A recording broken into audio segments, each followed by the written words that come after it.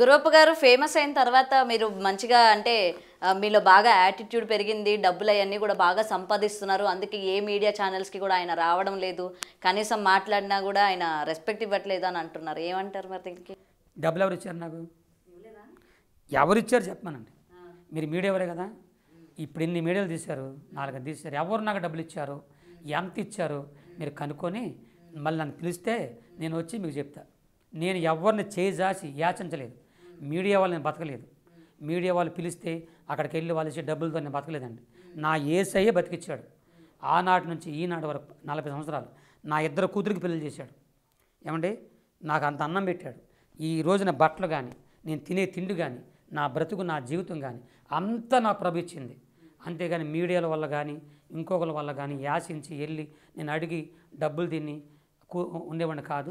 తర్వాత ఇంకోటి, ఇతర చర్చికి వెళ్ళే వాళ్ళు ఏ విశ్వాసాలను కూడా, ఏ సంఘస్థలను కూడా మీరు నా చర్చికి రండి అని వాళ్ళని ఆకరించుకోవడం కానీ, అలాంటి మోసాలు అలాంటి పద్ధతులు నాకు ఏనాడు లేదు. నేను మోసగాడిని కాదు, ఒక ఎబిసారిని కాదు, ఒక దుర్మార్గుని కాదు. నాకు అలాంటి ఆలోచనలు దుర్మార్గ పనులు ఏమీ లేవు. అదంతా నా ప్రభు నాకు తెలుసు, నా యేసయ్యకి తెలుసు. కాబట్టి నేను డబ్బు మనిషిని కాదు. డబ్బు మనిషిని అయితే ఈ రూట్ ఎందుకు ఎంచుకుంటాను నేను? నా రూట్లు చాలా ఉన్నాయి. ఇంకోటి చెప్పిన మా జాతి వాళ్ళే, మా పాస్టర్లో చర్చికి రాని వాళ్ళు కోటీశ్వరులు అయిపోయారు. ఇప్పుడు వాళ్ళు చక్కగా సంపాదించుకున్నారు, ఉద్యోగాలు చేసుకుంటున్నారు, గవర్నమెంట్ జాబ్ చేసుకుంటున్నారు, మంచి వ్యాపారాలు చేసుకుంటున్నారు, కోటీశ్వరులు అయిపోతున్నారు. ఈరోజు నాకు సొంత ఇల్లు లేదండి, సొంత ఇల్లు లేదు. ఇదంతా మా ఆత్మీయ తండ్రి గారు తెలుసు. సొంత ఇల్లు లేదు నాకు. గుడివాడలో చిన్న ఇల్లు, పైన చర్చి ఉండేది. గవర్నమెంట్ వారు దాన్ని తీసేశారు, అంటే రోడ్లకి తీసేస్తే వాళ్ళు ఏం చేశారంటే కొద్ది డబ్బులు ఇచ్చారండి. ఆ డబ్బులు తీసుకొని వచ్చి విజయవాడ పక్కన నన్ను చిన్న స్థలం కొనుక్కున్నాను. ఇప్పటికి రెంట్లో ఉంటున్నా విజయవాడలో. రెంట్లో ఉంటూ అలాగే. లేకపోతే నాకేంటి, నా రెంట్లో ఉన్న కర్మ నాకేంటి, మోసగాడిని కాదు. ఇంకోటి చెప్పిన, ఏ చర్చ్ ఎవరైనా మీటింగ్లు వేస్తే నేను మీటింగ్ వస్తాను కాబట్టి నాకు ఎంత డబ్బులు ఇవ్వండి అని అన్నోడు కూడా కాదు. ఎవరిని అడగలా. నేను వెళ్ళిన తర్వాత నా స్థితి, నా పరిస్థితిని చూసి నన్ను ప్రేమించి వాళ్ళు ఇచ్చే కానుకలే ఈరోజు నన్ను.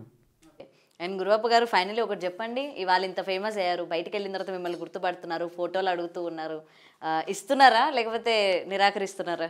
మనస్ఫూర్తిగా ఇస్తున్నా. ఈరోజు నేను హైదరాబాద్ దిగాల వస్తున్నప్పుడు ఒక ముసలమ్మ అసలంగా కళ్ళు కూడా కనిపించట్లేదండి. నేను దిగి వస్తూ గుర్తుపట్టేసింది, పట్టేసి కోయిక నా దగ్గరికి వచ్చింది. తీసుకొని నా ఫోటో దిగేదా గురుకులేదు. ఆ వెళ్ళేవని ఫోటో దిగిందనమాట. ఫోటో ఇచ్చాను, చక్కగా నవ్వుతూనే ఇచ్చాను. సో ఇస్తారైతే మీరు ఎక్కడ కనిపించిన ఫోటోలు ఇస్తారైతే మంచిగా. నిజమే, ఇప్పుడు ఇస్తే చాలా మంచిది. అండ్ మొత్తం కూడా హీట్గా ఉంది. మా కోసం చలాకీకి ఒక పాట పాడండి మీ భాషలోని. భాష కాదు, ఒక్కటే. అది ఒక్క పాటే పాడతారా? కొత్తగా ఇంకేమైనా పాడండి. నా జీవితం రాసిన ఒక పాట పాడతానమ్మా. పాడండి, డెఫినెట్గా. నిలువెల్ల ఘోరపు విషమేనయ్యా, మనిషిగా పుట్టిన సర్పనయ్యా, పాపము కడిగావులే, విషము విరిచావులే, నన్ను మనిషిగా ఇలా నీవు నిలిపావులే, క్రీస్తు దాసుగా పేరు పెట్టి పిలిచావులే, ప్రభువా కాచితివి ఇంత కాలం,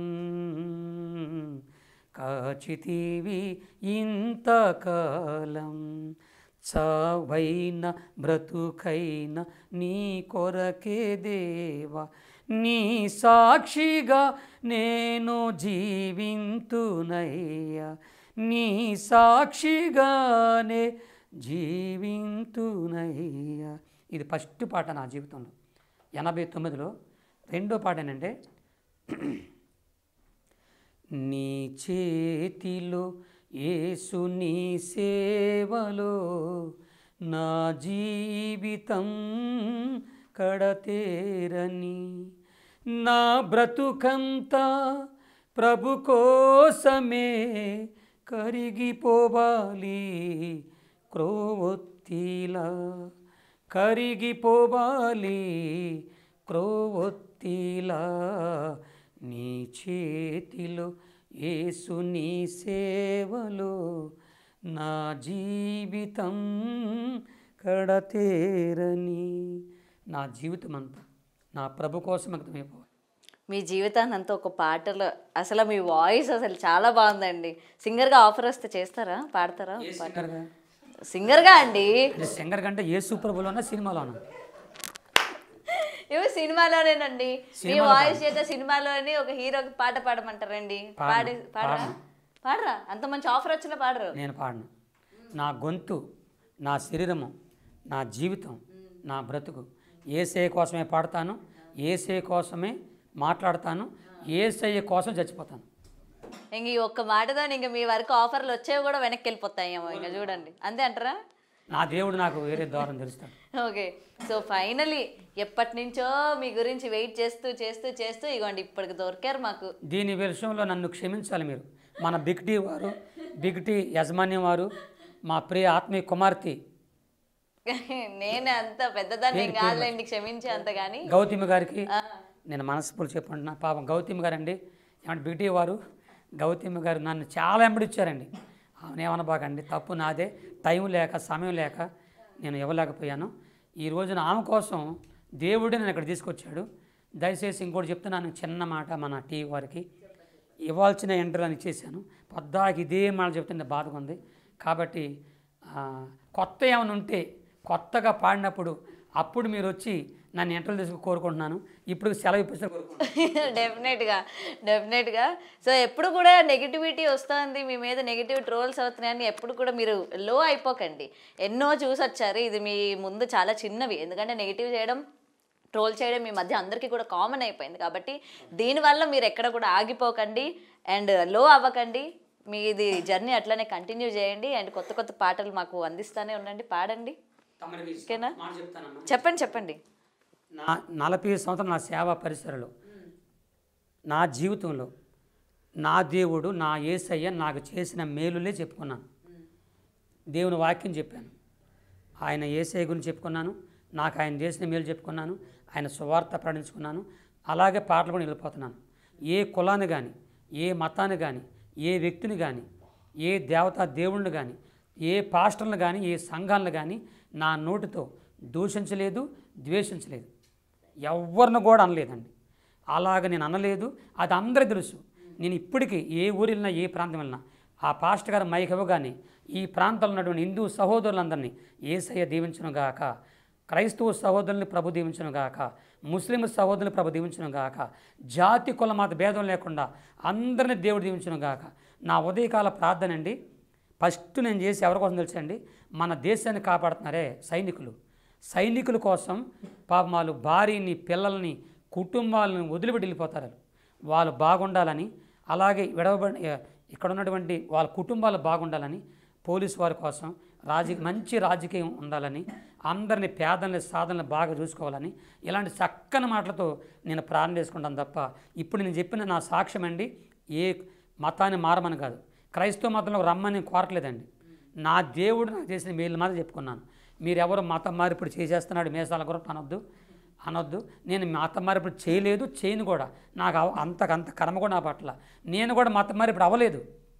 మీకు ఇంకో మాట చెప్తున్నా, ఏ పాస్టర్ గారు వచ్చి ఇదేశుడు, తెల్లవాడు, నల్లవాడు, మరగుజ్జోడు ఎవడొచ్చి నాకు ₹1 ఇచ్చి నాకు ఏదో మభ్యపెట్టి నన్ను మతంలో చేర్చుకోలేదు. అడుగుల్లో నేను ఒక్కడనే ఉంటే దేవదూత వచ్చి నాకు దేవుని చెప్పారు. అంతేగాని మతం మార్పిడి చేయలేదు, నేను మతంలోకి వెళ్ళలేదు, దిగలేదు, కలిసిపోలేదు, ఏమవలేదు. ఎక్కడ నిలబడ్డాను అక్కడ నిలబడ్డాను. దేవుడే వచ్చి, యేసయ్య వచ్చి నన్ను రక్షించాడు. ఆ ప్రభు గురించి చెప్పుకున్నాను తప్ప ఈ క్రైస్తవత్వ మతంలోకి రండి అని చెప్పి ఎవరిని అనను. మతంలోకి మీరు రావద్దు, ఎవరు మతం మార్పిడి చేసిన చేయొద్దు. మీరు చిన్న పిల్లలేం కాదు, అన్నీ తెలిసిన వారు. కానీ నేనెందుకంటే యెహోవా ఉత్తముడని, నేను నమ్ముకున్న దేవుడిని నేను ఎరుగుదును. ఆయన ఉత్తముడని రుచి చూసి నా జీవితం తెలుసుకుని ఆయన్ని ప్రకటిస్తున్నాను తప్ప ఇతరులను మాత్రం మారమని కాదు. కాబట్టి హిందూ సహోదరులారా, క్రైస్తవ సహోదరులారా, ముస్లిం సహోదరులారా, ఈ దీనుడిని ఎక్కడ అడుగులు కొండలు పుట్టినండి. నాకు అసలు ఏమీ తెలియదు. ఈ జీవితంలో నాకు అంటే నాగరికత తెలియదు. నాకు అక్కడి నుంచి వచ్చిన వాడిని. నన్ను సహృదయంతో అర్థం చేసుకొని నా పాటని ఒక జాతి కాదు, ఒక మతం, ఒక కులమే కాదు, అందరూ పాడుకున్నారు, అందరూ డ్యాన్స్ చేశారు. ఇంత ఆదరించినందుకు మీ అందరికి చేతులు ఎత్తి నమస్కారం పెట్టుకుంటూ, ఇంతగా నన్ను పాపులర్ అంటే అభివృద్ధి చేసినటువంటి నా యేసయ్య పాదాలకు వందలాదిగా వేలాదిగా లక్షలా కోరుకుంటూ మీకు అందరం చెప్పుకుంటూ ఈ మాటలు ముగించుకుంటున్నా. ఇట్టి అవకాశం నాకు ఇచ్చినటువంటి ఇంత మంచి మాటలు ఇంతవరకు చెప్పిన టీవీలన్నింటిలో చాలా నీరసంగా చెప్పాను. మరి ఎందుకు బిగ్ టీవీ అనగానే నాకు ఎందుకు రోషం వచ్చేసింది. నన్ను క్షమించండి, అంటే మాట్లాడాల్సిన మాటలు మాట్లాడాను, క్షమించండి. చాలా సంతోషం. ఇలాంటి అవకాశాలు మళ్ళీ మళ్ళీ మీరు ద్వారా రావాలని కోరుకుంటూ ఉండాలని తెచ్చుకుంటున్నాను. థ్యాంక్ యూ అండి. Thank you. For more videos like this, subscribe Big TV channel.